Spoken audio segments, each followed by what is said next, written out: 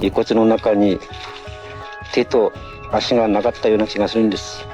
そうしますと天国に行っても歩けないんです。物を食べることができないんです。 It's August 22nd, 1988. A package arrives at Mary Kono's home. Inside were her ashes, teeth, and a twisted letter. No one knew then that this was just the beginning of Tsutomu Miyazaki's horror, which led to his eventual demise. So, here are some terrifying serial killers that you've definitely never heard of.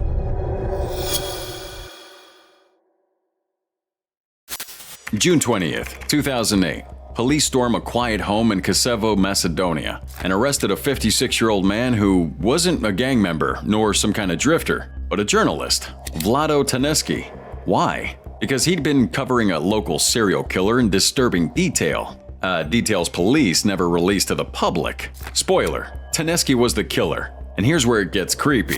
Taneski had been writing front-page stories about the gruesome murders of this elderly woman in Kosovo. His articles were vivid. So vivid that he described things like the specific type of phone cord used to strangle him. Red flag? You'd think. But for a while, nobody connected those dots. Now for context, Taneski was born in 1952, had a rocky start. His mother, strict and controlling, worked as a cleaner, while his dad, a World War II veteran, died by taking himself out in 1990. And to make matters worse, his mother OD'd in 2003. Those years seemed to flip a switch in him. And by then, Taneski was jobless, lonely, and bitter. His wife had gotten a promotion and moved on to Skopje, leaving him alone to stew in resentment. Then the killings began. Between 2003 and 2008, 3 women, Mitra Simjanowska, 64, Lubika Likoska, 56, and Zavana Temelowska, 65, were all raped, strangled, and stuffed into plastic bags. All of them had something in common. They'd been cleaners, just like Taneski's mother. Some even knew her personally. And there was Taneski, churning out these exclusive reports filled with crime scene details only the killer could know. One colleague remembered him calmly pinching a murder story just hours after it happened. No nerves, just cold professionalism. Eventually, the cops got suspicious. DNA from semen found on the victims came back with a hit: Vlado Taneski. When police searched his vacation cottage, they found phone cords, pornography, and personal items belonging to the victims. He was eventually arrested on June 22, 2008, and charged with 2 murders, with a third on the way and a 4th woman, Gordika Pavleska, 73, who was still missing. But the next day, he was dead, found in prison with his head dunked in a bucket of water. They ruled it suicide. But come on, who drowns himself like that? He even left this note behind. I didn't commit those murders. I don't know. A killer hiding in plain sight, writing the headlines as he made them? This wasn't just murder. This had to be ego, obsession, and maybe a lifetime of mommy issues exploding into the ugliest way possible. And the worst part? 2 innocent men were arrested for one of the murders before anyone figured it out. That's horrifying, right?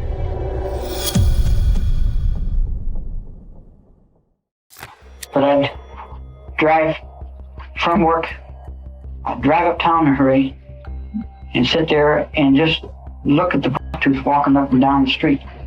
It'd give me this here big blow-up charge.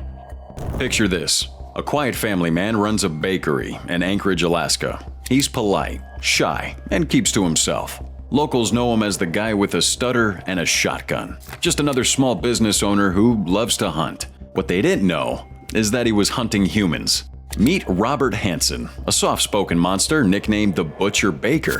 And between 1971 and 83, Hansen kidnapped, raped, and murdered at least 17 women, maybe as many as 30. But this wasn't your typical serial killer spree, as this guy had a private plane, which he used to fly his victims, usually sex workers and exotic dancers, into the middle of an Alaskan wilderness where he'd release them and then hunt them down like wild animals, armed with a rifle or bow. Kind of like the movie The Pest. She was running down the road, and I caught up with her. I grabbed her in the hair. She had a big knife in her purse, big black handled buck knife. And she grabbed that out and swung around, and then I grabbed her hands, and I tripped her down. No, that wasn't a horror movie. It's real life. Hansen was born on February 15, 1939, in Estherville, Iowa. He had a pretty rough childhood. A strict religious home, a tyrant father, acne so bad it would scar his face, and a stutter that made him a punching bag at school. So rage would brew under the surface, and by the 1960s, he was already spiraling. Arson, theft, and short stints in jail. But then he moved to Anchorage, opened a bakery, got married again, and started blending in. To the outside world, he's reformed. Just a mild-mannered baker with a hunting hobby. But dear God, at night, he would prowl the city's red light corners, picking up women no one would probably miss. His victims were tortured, raped, flown out into the unforgiving wilderness, and then hunted like prey. Some begged and complied, and he let them live. Others weren't so lucky. Now, his reign of terror may have continued if not for Cindy Paulson, who escaped his basement barefoot and handcuffed and ran straight to the police. She described everything: his face, his plane, even the carpet in his cabin. Cops were pretty skeptical until they searched his home. They found some chilling treasure troves containing jewelry from missing women, a hidden rifle, and an aviation map dotted with X's, each one marking a kill site. And because he's faced with overwhelming evidence, Hannes confesses. He's eventually sentenced in 1984 to 461 years plus life, with no parole and no mercy. He dies in prison of natural causes in 2014 at 75. Robert Hansen is proof that monsters don't always look like monsters. Sometimes they bake your morning bread, and by nightfall, they're out in the woods with a rifle, playing the most horrifying game imaginable. Cyanide Mohan, ये नाम है उस serial killer का जो पेशे से कभी teacher हुआ करता था। मोहन कुमार पूरी प्लानिंग के साथ औरतों का शिकार करता था। ये प्लानिंग इतनी स्ट्रांग होती थी कि वो महिलाओं की पीरियड डेट भी ट्रैक करता था। It's October 21st, 2009. Anitha Mulya lay deep in a cheap Mangalore lodge, with her dreams of marriage being poisoned by a cyanide pill. Hours later, police stormed Mohan Kumar's home, and what they uncovered inside would unravel one of India's most chilling and unsuspecting murder sprees. So on the surface, Mohan Kumar seemed like a decent man, a former school teacher from Mangalore who was soft-spoken and educated, the kind of guy who promised marriage without demanding any dowry, something that instantly earned trust in a culture where dowries ruin lives, literally, man. But Kumar wasn't offering love. He was offering death. Between 2003 and 2009, Kumar posed as a suitor to women in their 20s and 30s, many of whom were desperate to marry but couldn't afford a dowry. He'd meet them through these matrimonial ads, win their confidence, and arrange to meet up in quiet places like lodges, bus stands, remote corners. Then came the fatal trick. He'd hand them a cyanide pill, claiming it was a contraceptive or a health supplement, and within minutes, they were gone. Kumar would take their jewelry and vanish before the body was even cold. Now, by the time authorities closed in, 20 women were confirmed dead, but many believe that number is much higher. What made this guy so dangerous was how ordinary he seemed. Man, from 1980 to 2003, Kumar worked as a primary school PE teacher in Dakshina Kannada. Neighbors called him quiet because he lived modestly. And as if the killings weren't enough, he would dabble in some fraud, like bank loans and forgeries. But the fact is, no one ever imagined this guy was murdering women with cyanide.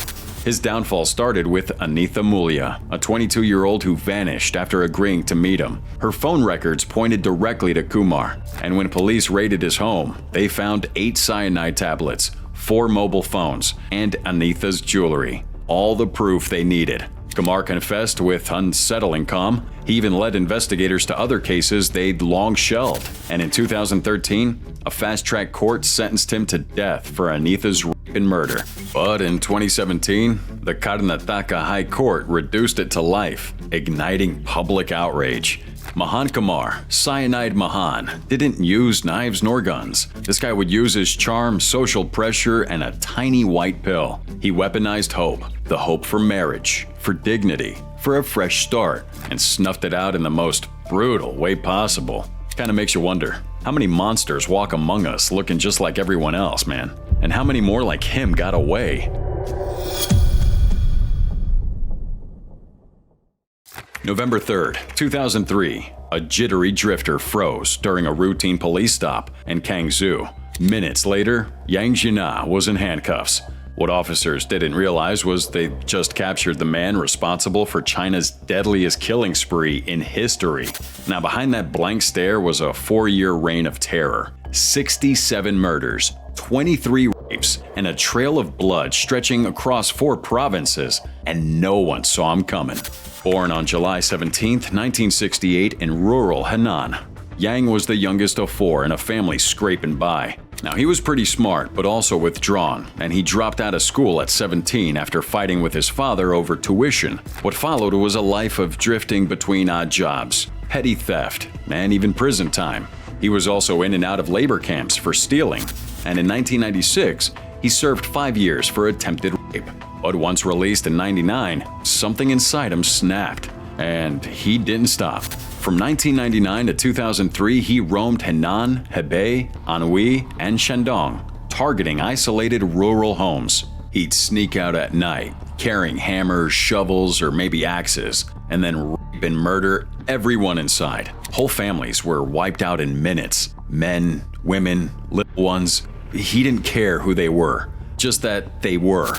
In December 2002, Yang commits one of the most horrific crimes you would ever hear. He butchers the Zanwei family. The lone survivor, an elderly grandfather, returned to find his granddaughter dead, her skull caved in with a hammer. Yang admitted he sometimes wore oversized shoes to throw off footprints and change his clothes after every kill. Sometimes he would rape victims post-mortem. The motive? None, really. When asked why, he simply said, I have no desire to be part of society. No remorse and no reasoning. Just a cold, nihilistic urge to kill. Now, get this, police stumbled onto him purely by accident. The shaky stop in Kangzhou led to his arrest, while DNA would link him to scenes across the country. His confession came fast, calm, and emotionless. The media, once censored from reporting on this case, later dubbed him the Monster Killer. On February 1st, 2004, Yang was sentenced to death. 2 weeks later, on Valentine's Day, he's executed by firing squad and cremated. This guy never begged, and he never looked back, because Yang Jinai wasn't just a killer. This guy was a storm, silent, sudden, and devastating, turning peaceful villages into crime scenes and entire families into memories. As we've been reporting this morning, CBC News is learning that Wetlaufer attacked a 15th elderly patient, an attack that has been kept from the public until now. It's September 16th, 2016. A 49-year-old nurse named Elizabeth Wetlaufer checked herself into rehab in Toronto, mumbling something no one was ready to hear. I've killed people, patients, with insulin. Jesus, that moment cracked open one of the most chilling serial killer cases in Canadian history. And this wasn't a man lurking in the alleyways or some masked figure hiding in the dark. This was a nurse, trusted with care, carrying death in her pocket. Born June 10, 1967 in Woodstock, Ontario, Elizabeth Tracy May Parker grows up in a suffocating Baptist home. Her parents were strict. Conversion therapy strict, you know? She struggled with her sexuality, depression, and mental illness. Apart from being bullied in school, she was lost in faith, and she drifted into nursing after studying religious education. On the surface, she was just another awkward, middle-aged nurse trying to hold it together. But underneath, she was a ticking time bomb. In 1997, she marries Daniel Wetlaufer, divorced by 2008, and just spirals into a dark cocktail of bipolar disorder, substance abuse, and a twisted sense of divine justice. In 2007, she started working at Kerrison Care, a long-term facility in her hometown, and within months, she injected James Silcox, 84, with a fatal dose of insulin. Then came 7 more deaths, all elderly patients, all injected, mostly at night. Some of their names were Helen Matheson, 95, Morris Granite, 84, and Gladys Millard, 87. And she picked insulin because no one really kept track of it. Even after being fired in 2014 for medication errors, she continued to kill, the likes of Arpad Horvath, 75, being her last victim at Meadow Park in London. All the while, she hinted at her crimes to a pastor, to a lawyer, even to friends, but no one was taking her seriously for some reason. Not until rehab. You see, the staff at CAMH finally alerted police. On October 25, 2016, Wetlaufer was arrested and charged with 8 counts of murder, later adding 4 attempted murders and 2 assaults. She pled guilty in June 2017 and was sentenced to 8 life terms, with no chance of parole for 25 years. But here's the most disturbing part. She would have never been caught if she hadn't confessed. A 2019 public inquiry slammed the long-term care system, revealing a terrifying truth. No red flags, no alerts, no accountability. This chick walked from room to room, delivering death with a syringe and a smile. A nurse, a killer, a broken system. And a question that still haunts Canada. How many more like her are out there, eh? Still wearing scrubs. ¿Esto quiere historia, sí o no? ¿Sí me van a pasar el paleón? Yo estoy muy joven para morir. July 15th, 1980, Ambato, Ecuador. A flash flood rips through the earth, and something horrific surfaces. We got shallow graves, small bodies, the remains of missing girls unearthed like a nightmare, clawing back to life. Moments later, Pedro Alonso Lopez, known as the Monster of the Andes, is finally in cuffs. Caught trying to snatch a girl in broad daylight. Born in 1948 in Venadillo, Colombia, Lopez would soon confess to murdering over 300 girls across Colombia, Peru, and Ecuador since 1969. Authorities confirmed at least 110. His victims were mostly poor or indigenous children, lured with cheap trinkets, violated, and then strangled. And somehow this story gets even darker. So you can imagine Lopez's life was a mess from the start. This guy was one of 13 kids, raised in poverty. His mom, kicked him out at 8 for molesting his sister. And then the streets were even more brutal for him, because he was abused and raped by a chomo. Later on, he joined a gang and got pinched for car theft in 1969. But in prison, it got worse. He was raped again, after which he killed 3 of his attackers, earning him extra time in prison. Now, he was eventually released in 1978, but that seemed to be a grave undoing because after his release, he just unleashed hell. As he would target girls, exploiting weak police work across borders. His spree stopped with that flood, and when a cop posing as a prisoner tricked him into confessing, after which he led cops to 53 graves, with each one looking so horrifying. For these disgusting crimes, Ecuador gives him 16 years. That was their maximum. And then he's released in 1994, after which he's deported to Colombia. Now there he's briefly locked up in a psych ward, where he was deemed sane and then cut loose in 1998 on a $50 bail. Can't make this up. But here's the twist, man. He vanishes, surprise, and by 2002, Interpol's hunting him down for murder in Colombia. While some say he's still killing, others think vigilantes got him. But his mom insists that he's still alive. You know, the truth is nobody knows for sure. Lopez's story is a chilling wake-up call. Because how does a monster like Lopez just slip through? A scrappy justice system and zero cross-border coordination let him thrive. His crimes still haunt the Andes, and it became a shadow of evil that just won't fade.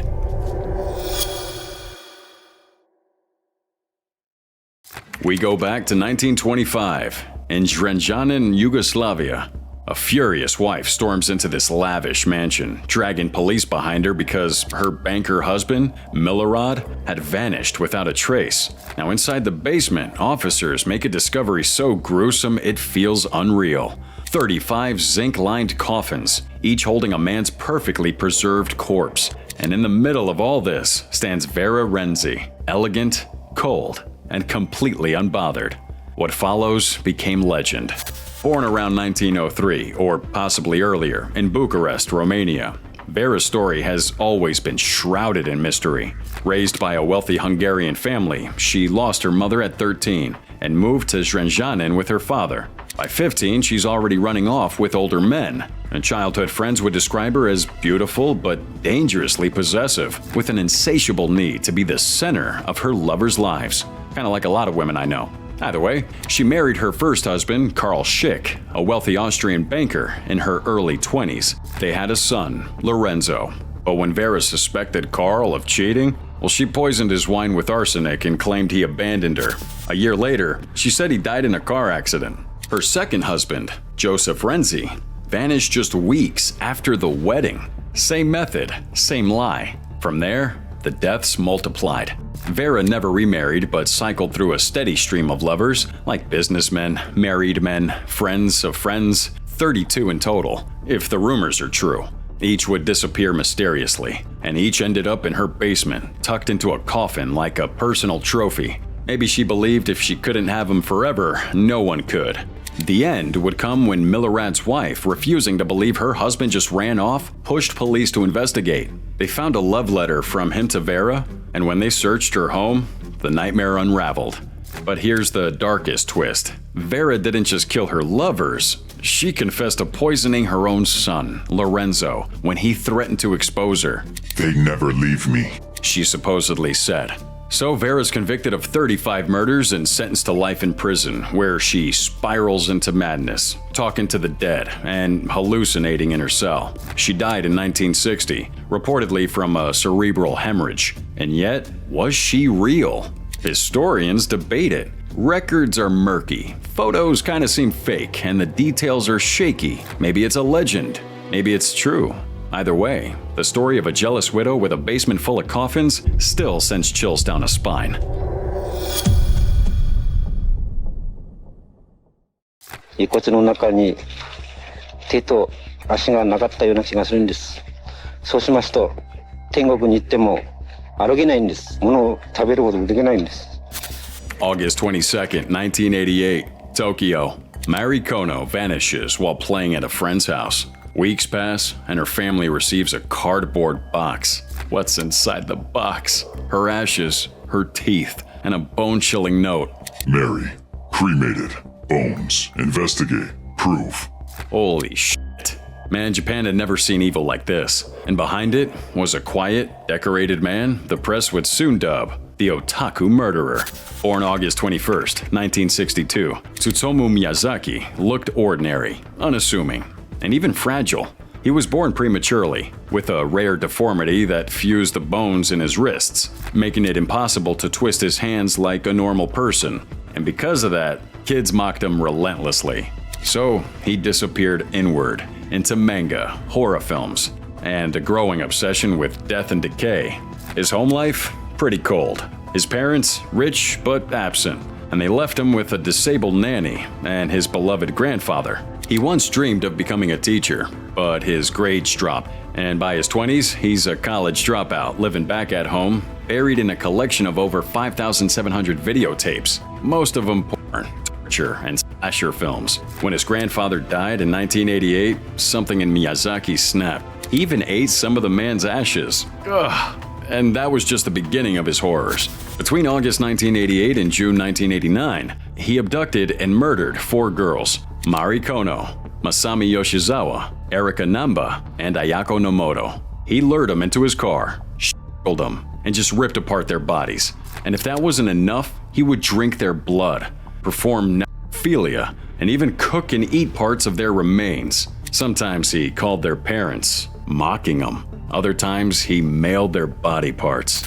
Dear God, eventually it all ended on July 23, 1989, when a father caught him trying to photograph his daughter's underwear. When police searched Miyazaki's apartment, they found the remains of his victims and a towering wall of horror tapes. Oh, his world was twisted, private, and very terrifying. During his trial, Miyazaki blamed it all on this alter ego named Ratman, but psychiatrists ruled him sane. He showed no remorse. Eventually, he was sentenced to death in 1997 and executed in 2008. But his case went beyond murder. It shook Japan to its core. It ignited a national panic about otaku culture, forced changes in media regulation, and exposed how loneliness and neglect can ferment into something monstrous. And the scariest part is that no one saw him coming.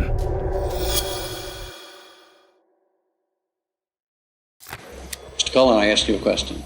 Why is it that you have chosen not to address the court? Can you hear me, Mr. Cullen? In October 2003 in New Jersey, Reverend Florian Gall was dead. His heart had stopped with no warning and no reason. But when a nurse noticed that he'd been given a drug no one prescribed, whispers began circulating. Something, or someone, was killing patients from inside the hospital. And that someone was Charles Cullen. Born February 22, 1960 in West Orange, New Jersey, Cullen's life began with grief. His father had died before he turned 1, and at 17 he lost his mom in a car crash. And before that, already bullied and withdrawn, he tried to take his own life at just 9 years old. But instead of healing, he grew darker and hid it all behind a stethoscope. He becomes a nurse in 1987, and by 88, he's already killed his first patient at St. Barnabas Medical Center. It was the start of a spree that would span 16 years, 9 hospitals, and 1 nursing home across New Jersey and Pennsylvania. His victims were mostly elderly or critically ill, those who were easy to overlook. Cullen would inject lethal doses of insulin, digoxin, or epinephrine and trigger heart attacks or silent collapses. He would often work the night shifts, less supervision with fewer questions. Hospitals grew suspicious. They found him hoarding meds, accessing charts of patients that he wasn't even treating, and even sneaking into rooms. But instead of sounding alarms, they just let him resign quietly or maybe fired him without explanation. Why? Because nursing shortages, legal fears, and zero cross-hospital communication existed. Now, at Somerset Medical Center, everything started to unravel. Nurse Amy Lauren, a colleague and friend, noticed his strange behavior. Cullen was constantly in patient rooms he wasn't assigned to, lurking, reading charts for no reason. Oh, her instincts screamed, something's wrong. She tips off the hospital, and an internal probe found records that just didn't add up. And when police arrested Cullen on December 12, 2003, they found stolen meds in his car. During interrogation, he calmly confesses to 29 murders, but suggested the real number could be hundreds. He claimed he was easing suffering, but most of his victims weren't even terminal. They were just convenient. Between 2004 and 2006, Cullen pled guilty to 29 murders, receiving 18 consecutive life sentences with no chance of parole until 2403. Today, he sits in New Jersey State Prison, still breathing, while his victims are long gone. But here's the part that still haunts. How does a nurse kill for 16 years, and no one stopped him? We go to August 2005. In Polohy, Ukraine, a small funeral for Katya is packed with mourners, but one face stands out. Serhiy Tyak, the Polagovsky maniac, smirking in the crowd. Kids whisper, pointing, "That's the guy we saw with her." Hours later, cops kick in his door, ending a 25-year nightmare. Born September 15, 1952 in Kiselyovsk, Russia, Tyak was a nobody from a modest Soviet family. Now, he had a stint in the army, lied about being an Afghan war hero, and trained as a police investigator in Kemerovo until he got busted for faking evidence in 1979. Kicked out, he slunk to Ukraine in 1982, playing cop again in Dnipropetrovsk. Here's where it gets sick. From 1980 to 2005, Tyak raped and murdered at least 37 girls across 4 regions. He would charm them near tar-soaked railway tracks. Smart move, as it messed with police dogs, and then strangle and defile them. His first kill, a schoolmate in Crimea, 1980, who'd rejected him. He even prank called cops to confess, hanging up when they asked his name. Dude was a ghost, using his forensic know-how to dodge capture for decades. But Tyak got cocky. Showing up at Katya's funeral was real ballsy. Her friends ratted him out, and on August 17, 2005, he was done. He spills his guts, claiming over 100 murders, with 37 being confirmed. Now, the kicker was his trial in 2008, which showed 15 guys who were framed for his crimes, with one of them having killed himself and another rotting in jail till 2012. Ukraine's justice system was a mess, with tortured confessions, ignored DNA, and a killer cop hiding in plain sight. Tyak eventually got life in Zhytomyr's prison number 8, whining for the death penalty that Ukraine doesn't allow. And then in 2015, he marries a starry-eyed lady in her 20s who read his jailhouse interview and just got obsessed to the extent that she even had his kid. Todd died as a result of heart failure in 2018. He was unclaimed and was buried by guards. He bragged about hating women and killing for kicks, mocking the cops he outsmarted. How does a guy like that run wild for so long? Well, definitely poor police work. Maybe a broken system? But he had some sick cunning. Makes you wonder what else slips through the cracks, right?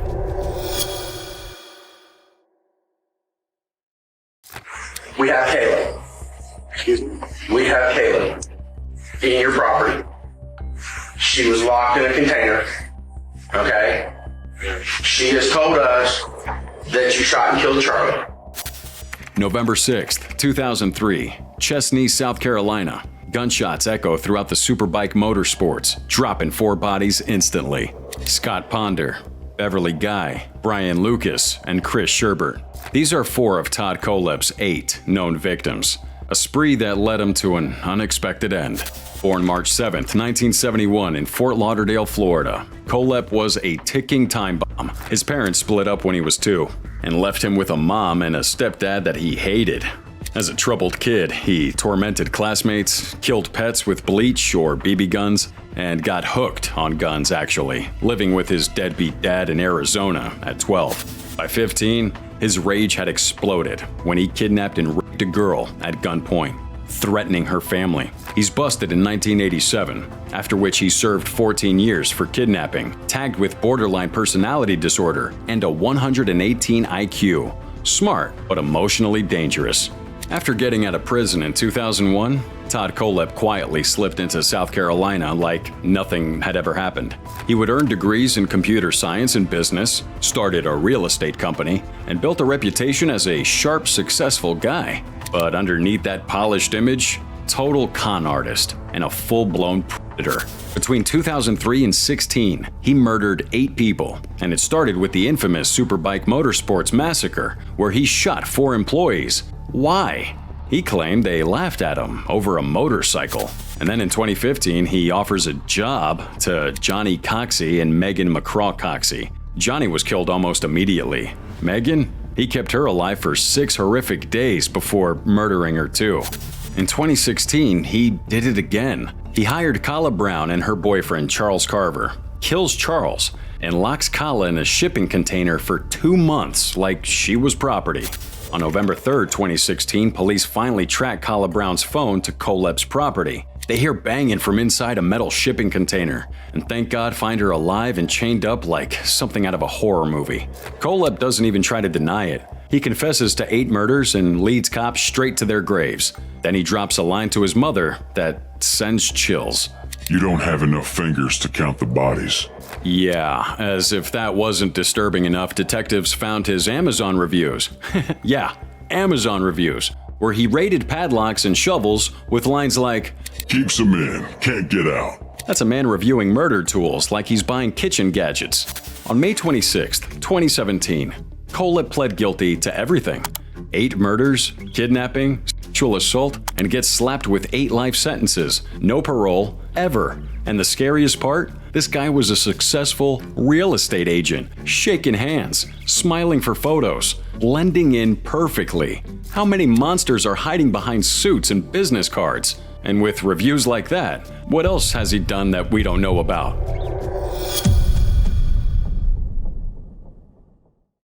Какая у вас мечта? В армию попасть. У вас есть желание? Ну, я как бы...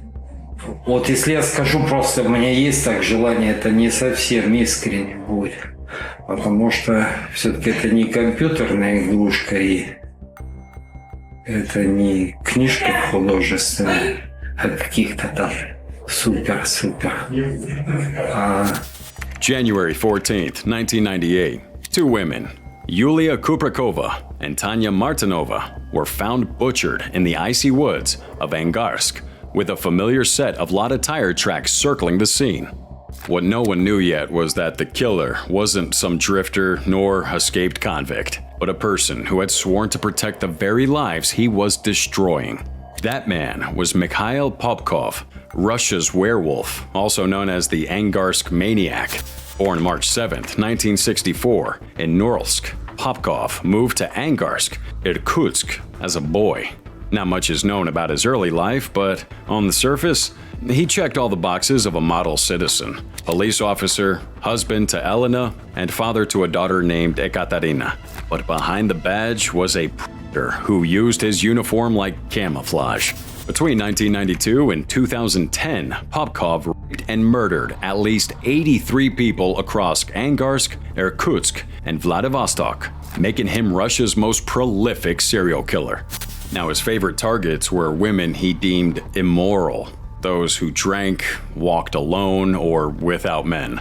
Wearing his police gear, he'd offer them late-night rides, sometimes in his actual patrol car, and drive him to remote forests or construction sites. There, he'd unleash hell as he would rape, torture, and murder with axes, knives, and screwdrivers, sometimes leaving behind horrifying mutilations. That's how he earned names like the Werewolf and the Wednesday Murderer, since many bodies were found midweek. He exploited the post-Soviet collapse, taking advantage of a crumbling justice system in a crime-riddled Angarsk. He claimed his rage was partly fueled by a suspicion that his wife had cheated on him. Forensic training helped him outsmart investigators for nearly 2 decades, until 2012, when a sweeping DNA test of 3,500 Irkutsk cops linked a lot of tire marks and semen at the crime scenes to him. He was arrested en route to Vladivostok. So, Popkov eventually confesses to 22 murders, earning a life sentence in 2015. Then, in 2017, he casually admits to 59 more. He's then convicted of 56, due to lack of evidence for 3, and is given another life sentence. In 2020, and again in 2023, he confessed to 5 more, adding 19 years to his time. Now, what was most chilling was that Popkov even helped fund a victim's funeral while pretending to be a grieving cop. We gotta say, Russia's justice system failed for nearly 2 decades. This monster hid behind his badge, his wife, and a smile. In 2023, rumors even swirled that he wanted to join the Wagner Group and fight in Ukraine, but that never happened. How does a loving husband and father become a methodical killer of women? Well, that question still echoes throughout Angarsk's snowy silence. Lastly, we arrive at December 21st, 1924. Blood streamed from Vincent Olivier's head as he burst into the police station, gasping, "He tried to kill me with a pickaxe." They scoffed until they searched the home of sweet old Vater Denke and uncovered hell. Now, let's dive into the gruesome tale of Karl Denke, or the cannibal of Zippage.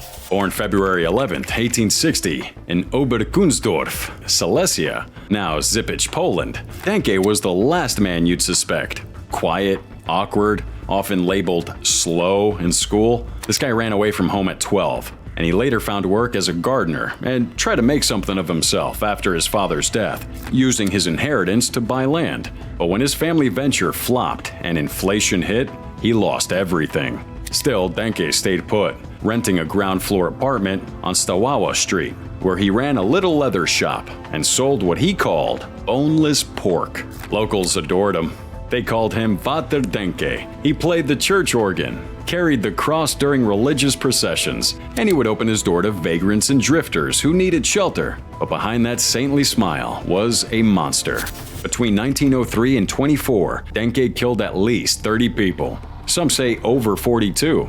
Most were homeless travelers, whom he would lure in with a warm meal or a promise of work, and then kill them with an axe, after which the bodies were then torn apart, flesh pickled in brine-filled tubs, bones stacked, and the skin sometimes turned into belts, suspenders, or shoelaces. There are whispers that he even sold their meat at the Warklaw Market. In 1903, his first known victim was Ida Launer.